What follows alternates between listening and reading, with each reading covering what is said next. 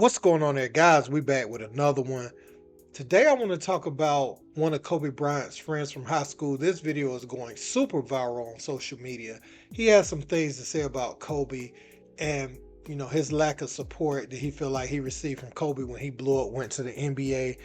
And he said they were super tight, said he got in touch with Kobe, wanted Kobe to set him up out in LA, get him a job and all that. And he's saying Kobe didn't follow through and deliver. Now, me as a grown man, I always have a problem with another grown man thinking that somebody's going to hold your hand through this life. It doesn't matter how much money they get or anything. It's nice if they want to do something for you, but do they actually have to do anything for you? That's a whole different topic.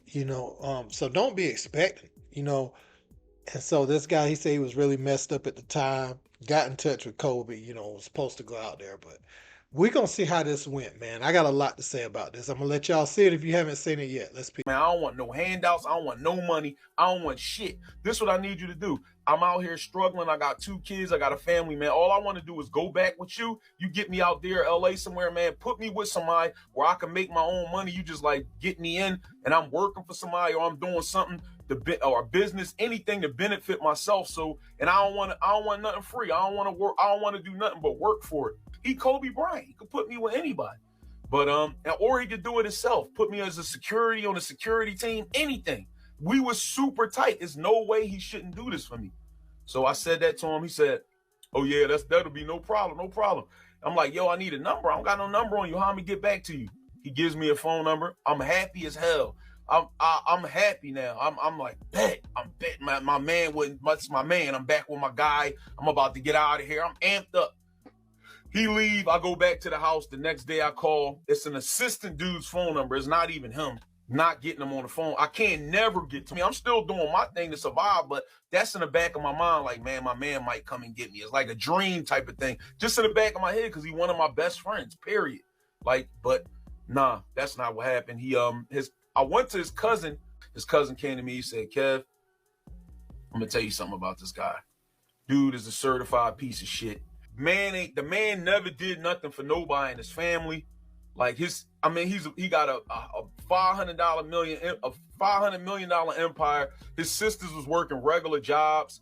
You see his mom and them got to fucking sell memorabilia and shit. But even when he was home, remember that memorabilia shit? That's because dude just a certified, he just don't care about nobody but his wife and them and a new family. One thing about him, that's what made him a great basketball player. He had no fear. He'll fight somebody, anything. Like, he wasn't no chump at all. Like that, you're not going to get that from him. He was never no chump. Even in the hood, he'll play. He ain't had no fear. Okay, so you heard his tone in that, what he had to say about Kobe Bryant. Obviously, we've heard about the nasty things that has transpired, especially since the passing of Joe Jellybean Bryant. We've been hearing the stories for years that he's become estranged with his family, and it really took a toll on the entire family. And it was rumors that Vanessa was separating him from that side of the family, and they had gone through some things, and that they were selling off Kobe's memorabilia. Different stuff was said. So I'm not gonna get into the Joe Jelly Bean Kobe Bryant dynamic because at the end of the day, that's a father and a son, and what they went through, they deserve for that to be between them forever. Unless Vanessa or Kobe's mom want to come out and say something about it at some point. If they want to voice their side of the story, then those are the only people that got the right. From this friend's perspective, though, Kobe could have said, yeah, that's cool. I'll get you out there. That'll be no problem. And thought better of it. What were you in at the time? Were you in the street? Were you going to be a bad influence? I mean, maybe you were, maybe you weren't. These are things he got to think about, though. Bringing another man in my home with a family, that's a whole different thing, too. I mean, it don't matter how big the house is. There's a very intimate space that you share with your wife and your children. Now, again, when Kobe passed away, his sisters seemed very sad about it on Facebook when they posted their stuff about Kobe and how Sweetie always was to them and all that. So the sisters, if you went to their pages when Kobe passed, they had a lot of great things to say about him. One of them, I don't know if she changed her profile picture yet, but she had like a young Kobe as her profile picture. Um, so as far as him carrying another man through life, I mean, y'all were cool in high school. That don't mean for this chapter of my life, for the Kobe that he would go on to become, that you had to be a part of it. What was Kobe gonna do for you? Think about this, and I want this guy to think about it from this perspective. I bring you in my house, right?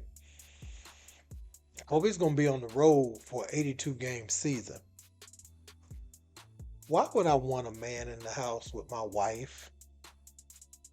Like in my most vulnerable, intimate space like that when I'm on the road that much.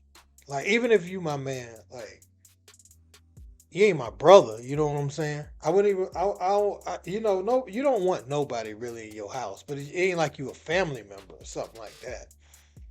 Why would Kobe subject himself to that? Where he's just in the back of his mind, he's like, man, that man is in the house with my wife all the time, and I'm always on the road. And then I done cheated in Colorado.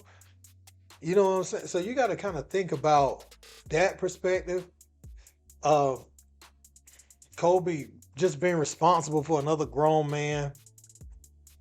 Anything you get into in LA, the way the paparazzi would follow him, if you got in any bar fights, anything like that, it's gonna say Kobe Bryant's friend, Kobe Bryant associate, assault such and such in the paper. Like if you were just into that type of stuff, you was going out, wilding out, and all that. If you was into that, then it would be Kobe Bryant's. It would be more tabloid information for him. So that's why Kobe kept it so tight knit as far as like a friend. Again, I can't speak to Joe Jellybean and the dynamics of that relationship. It could have been messed up what Kobe was doing. It could be more to the story. It could be messed up what they was doing. I just don't delve into that. But I think more people should just attempt to find their own way. If your friend becomes wildly successful, just accept that your friend is wildly successful and he doesn't have to do anything for you because it's not always about the money that he has or the resources that he has. It's about you coming around him. Now, people could sit back and say, oh man, LeBron did it. LeBron did this. LeBron did a good job with his team. I ain't gonna front. Um, but the infrastructure for LeBron and how he grew up with those guys and everything, just the way it was out the gate, some of the adults that was around, it seemed like it all played perfectly, in the end. And you don't see somebody like Romeo Travis up there saying, can LeBron come save me? Romeo Travis went and carved out his own life, playing professionally overseas and doing all that. Kobe is gone now. I don't think this story should have came out. I don't think anything that diminishes his name is gonna be well received at this point.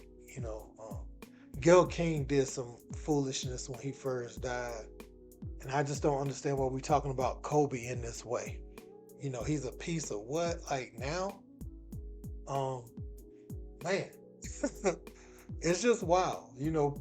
So many people have had good things to say about him who I know he said some mean things to in the past, in his past, or they won't say anything. It don't hurt you if that was your experience with Kobe. It don't hurt you not to say anything. You know what I'm saying? But to say, he's a piece of S, or somebody told you he was a piece of S because he didn't put you on, or he's not giving people money, or making them have opportunities. I mean, come on, man. Come on, man. You got to figure it out for yourself at the end of the day. I want to share that though, and I want to know you guys' response to a grown man thinking just because you got hundreds of millions of dollars, you supposed to do all this and that for them. Let me know if you agree with that or not. Let me know in the comments. Don't forget to like, share, and subscribe. Till next time. Peace.